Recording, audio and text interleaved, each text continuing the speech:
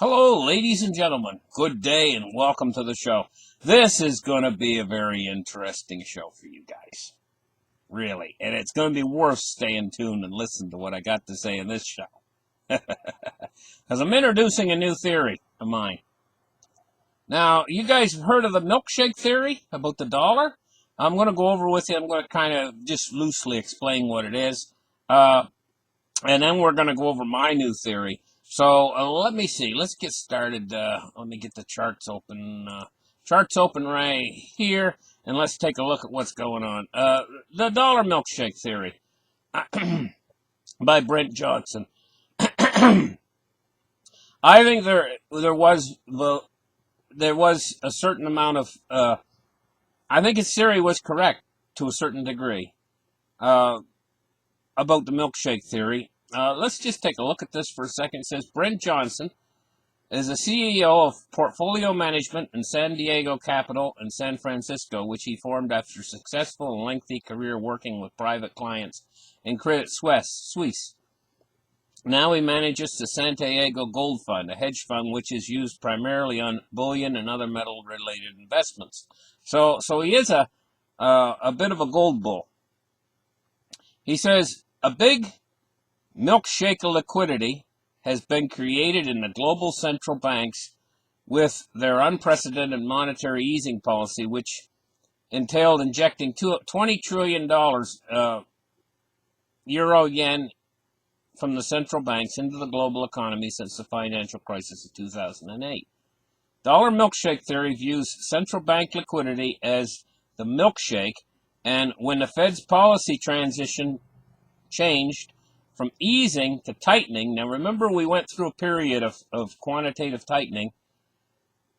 They are exchanging the metaphoric syringe for the big straw, sucking liquidity from the global markets, despite all the talk of global de-dollarization of the U.S. dollar. So this is what we've went through already. This is ground we've already went over. I'm going to tie this in with you guys. What they did with all this monetary printing from 2008 up until about 2010, and then suddenly they went into this period, not 2010, I mean until about 2000 I guess 2017, 2018.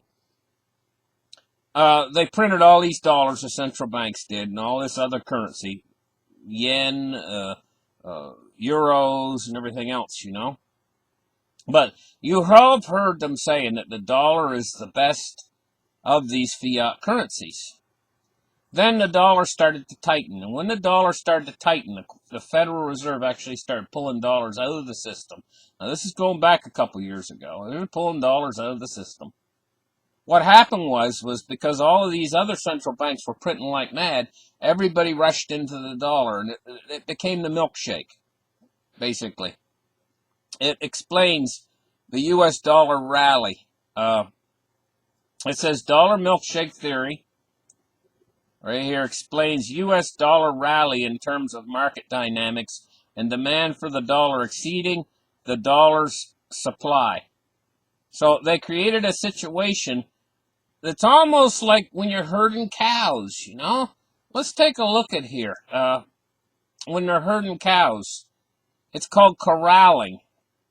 It's what they do when they herd cows. Let me focus in on this picture. What they'll do is they'll have what's called a corral. And what they'll do is they'll herd the cows in until they get them all in the corral. All the cows, and they're all compressed in that one little area. Maybe they want to give the cows some sort of an injection or medication or something. They'll corral them into that one little area so that they can work on them. Well, this is almost the same thing. In fact, that's what I'm going to call it, the dollar corral. What they've done is they've taken investors around the world and they've corralled them into the dollar as the only place to go, because there's no place else to go. And that's how they corral cows. They herd them into one little area because there's no place else to go, so they have to go there, where they're corralled into. And what they've done is corralled the world into the dollar. And so now, at this point, now that they've all got them corralled into the dollar, now what they're doing is starting the process of destroying the dollar. Okay? This is what my theory's all about. And to really understand the theory, I think we've got to take a look at the Economist magazine from 1988, the cover of the Economist magazine. The people that drew this cover of the Economist magazine all the way back in 1988, they knew exactly what was going on and what they were going to do, and we're getting so close to it now. What they symbolized in this cover, first off, it says, "Get ready for a world currency." Now, this is all the way back in 1988 on the cover of the Economist magazine. And it shows a picture of a phoenix. All of this is symbolism.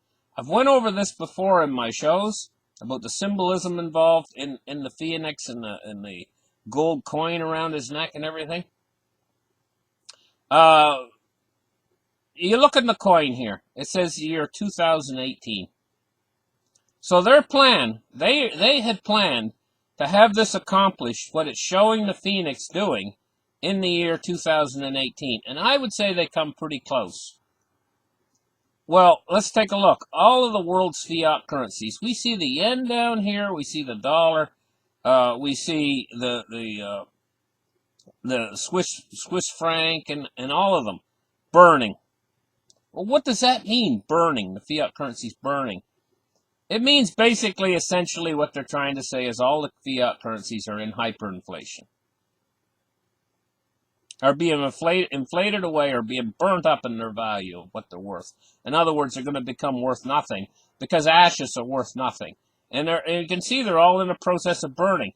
Now, they evidently thought that this process of hyperinflation would be happening in 2018. Maybe these guys are just a little bit, maybe their schedule fell back just a little bit. Maybe they meant for all of this to happen in 2018. But maybe it's taken a little bit longer than they expected to achieve the results that they're looking for. Now, this big gold coin around its neck, the phoenix,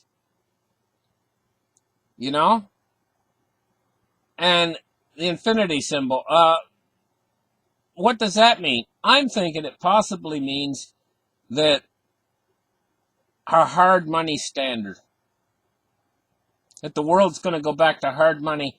And, you know, the phoenix rising from the ashes it symbolizes the new system rising from the ashes. The regalia on top of the phoenix head. If we take a close look here at the regalia, that's a sign of authority. It's a sign of kingship. It's a sign of, and so the new system would be in place. They figured that a new system would be in place.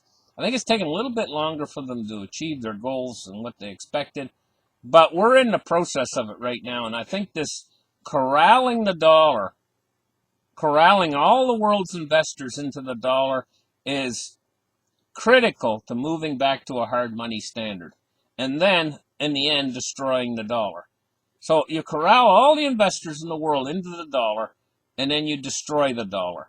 And, you know, I'm going to ask you guys a question about all this right now. We can see that all of the world's investors have been corralled into the dollar. And when they talk about the dollar, they say, well, what can replace it? And they say, well, we don't see anything that can really replace the dollar.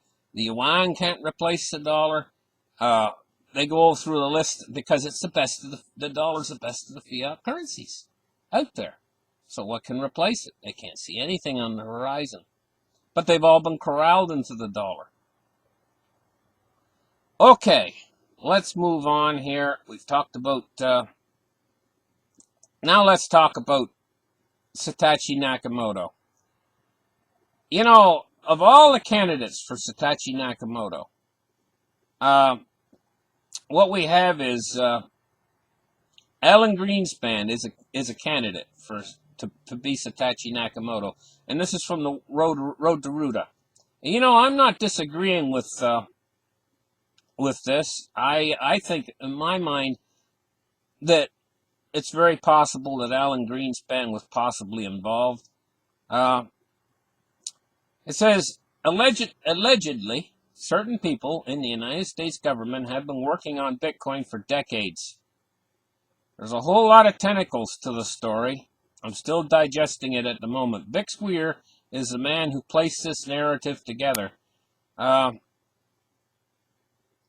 Now, if you wanted to go into this in more detail and find out more about it, what you're going to find is that the United States government was toying with things that were like cryptocurrency going way back. And I did some research a couple years ago into this, and I found out that most likely the real inventors of cryptocurrencies is not some pie in the sky Santa Claus that nobody's ever seen before called Satoshi Nakamoto, who probably never existed, but it's probably a project of certain elements within the United States government, from probably the intelligence community.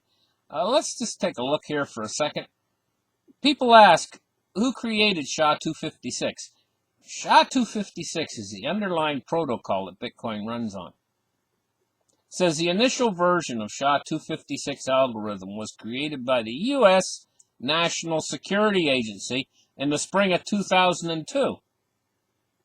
Now, that's a long time before Bitcoin. Bitcoin was 2009. That's 7 years earlier. The U.S. National Security Agency invented SHA-256 algorithm, the algorithm that Bitcoin runs on. This is more evidence pointing toward Bitcoin being the product of the United States government, or a faction of the United States government, possibly the National Security Agency. What's their motives? This is what I want to know. You know, in creating this, could they be planning to actually implement a new world reserve currency that is run on the internet, that's digital? Now, for all these people out there who are in the theory that Bitcoin is going to disappear because the United States government's going to crush it, let's just turn this around for a minute. What if, instead of the United States going to crush Bitcoin and everything and going to bring out some new Fed coin, what if Fed coin, basically, is right under our nose already? What if Bitcoin is the big plan for a world reserve currency? You know what? Bitcoin's everywhere on Earth. It's accepted everywhere on Earth right now already. It's already stabilized in its value. What if this herding everybody into the dollar is part of a much larger plan? Because at a certain point, when they decide to bring the dollar down by creating too much, and let me ask you a question, can the Federal Reserve back off now off of creating too many dollars? If they try to cut back, you know, the markets are all going to crash. The whole world economy is going to crash. No, right now they're into a mode where they have to continue to stimulate the economy by creating more and more and more and more dollars. I mean, they just created $1 trillion more in the last few days.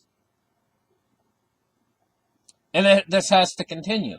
But this all might be part of a greater plan. Herd them all into the dollar through quantitative tightening. That's when they all start to herd into the dollar, the whole world. In other words, you're corralling them. And then shut the door behind them, and then destroy the dollar. Of course, they're all going to panic to get out. Okay, so they're all corralled in, like a bunch of cows that are corralled in. And when the time comes and they destroy the dollar, they're all going to want to get out at the same time. Now, let's take a look at something else. This is all fiat money that they're corralled into right now. Fiat money is a currency established at money, often by government regulation, that has no intrinsic value. What I want you to see there is very carefully, it says it has no intrinsic value whatsoever. Okay, so they're all corralled into the dollar, which is a fiat money that has no intrinsic value. And suddenly they all start to see the dollar start to lose its purchasing power very, very rapidly. What are they going to do? They're going to want to get out. So now, through conditioning over the last 6,000 years, The first place they're all going to want to get out is going to be gold and silver. That's the first place you're going to go. Through conditioning, it's lasted over 6,000 years. They're all going to want to, because they've been corralled into the dollar when they all decide to escape. And we should be able to see it right now. Because right now they're all corralled into the dollar really good, and the dollar's being overprinted. It's just a matter of time now. That's like a ticking. You can hear it ticking. The time ticking down for the dollar. Okay, and when they all decide to escape at the same time, and the dollar's going to go down in value so much faster, that's going to create an effect where it makes them all want to escape at the same time even more. Bullion's the first place they're going to go. Okay, let's take a look here. Now, this article's coming from right lately here. And what does it say? Bullion shortage panic. What to do? Well, you know, they're not all completely piling out of the dollar yet. Already we're having bullion shortage panics, and people are saying what to do? What do you think's going to happen when they really start to pile out? Do you know how much money and value is all stored in the dollar? All the value of everything in the world. What's your house worth? Dollars. What's your car worth? Dollars. The dollar is the world reserve currency in every country on earth. What is your field worth? Dollars.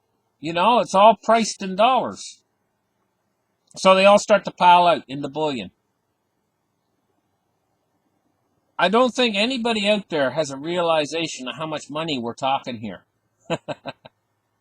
And they're already having bullion shortage panics. Can you imagine what's going to happen? That bullion, the real physical bullion, is going to disappear quicker than spit on a red hot stove. Poof, gone. Okay? Then then the vast majority of them, probably 90% of them that are all corralled in right now, are going to want to get into something, anything, because the dollar's going down. They're losing money daily because it's losing its purchasing power through a hidden tax. Inflation. Inflation is a tax. So meanwhile, the government's making out like a bandit with this hidden tax. They're getting get out of debt jail free card for the government. It doesn't matter if they're 20 trillion, 40 trillion in debt, 100 trillion in debt. When they take the hyperinflation to the point where an apple costs $1 trillion, well, they've done it. Doesn't matter how big the debt is. It's worthless. But the wealth is all going to be transferred. If the world goes into a hyperinflation, if the dollar goes into a hyperinflation, all the value of everything in the whole world is going to be transferred out, because now that's worth nothing. But everything else still exists. The farm still exists. The fields still exist. The cars, the houses, everything still exists in the world. So it still actually has a value. It's just that it's not priced in dollars anymore, because now suddenly the dollar's worth nothing. And gold and silver now have went to the moon, but there's none available to buy. And it's going up daily. Every day, gold's going up $1,000, $5,000, $10,000. Well, in a hyperinflation, it can go up $1 million a day for gold. Who's going to sell it? You going to sell it for dollars? If gold is $1 million today an ounce, and tomorrow it's going to be $5 million an ounce, and you got an ounce of gold, are you going to sell it for $1 million? Because tomorrow you could get 5, and the next day you could get 100 million. Are you going to sell it? No. Everybody who's got it's going to keep it. And so this is going to keep the shortage going, because nobody's selling. So what to do? What are they going to do? Where can they get out of the dollar? Well, at the same time that all this is going on, cryptocurrency is going to be going up too, and it's going to be available. It's marched straight out to the head of the line, and it's standing there saying, buy me. So, what happens? When they take their fiat currency, and they're all panicking to get out of it, and they go and they buy Bitcoin. Okay, and we might be talking billions here. So, say Bitcoin goes to $100,000 in all of this. $100,000 a Bitcoin. You know what? The guy's got $1 billion and he really wants out of these fiat currency markets. He can still, at $100,000 a Bitcoin, he can still buy 10,000 Bitcoins for his billion. 10,000 Bitcoins. But there's not just $1 billion. If this happens and all of the money comes out of the Corral, that corralled money, all comes out suddenly and it represents the value of the entire world. And they've hyperinflated the money. In other words, they've printed so much more. What we're talking about here is not just $1 billion going into Bitcoin. We're talking about multiples of hundreds of billions, even thousands of billions of dollars pouring in.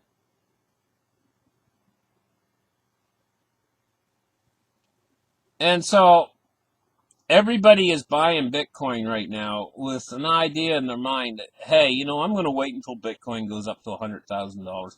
And I'm going to trade out for dollars. The problem with that way of thinking is you might not be able to trade out.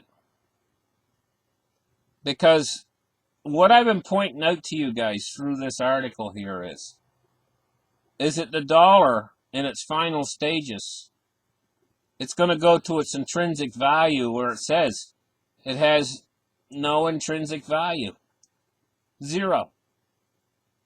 And so if you're into cryptocurrency, the only way you might be able to actually trade out in the end, and I know a lot of you guys have been planning on trading out. I'm going to hang on to it till it's 100,000. I'm going to trade out. It might not be available anymore. The only thing to trade out into of any value, actual value, might be actually to trade for gold or silver, if you can get some.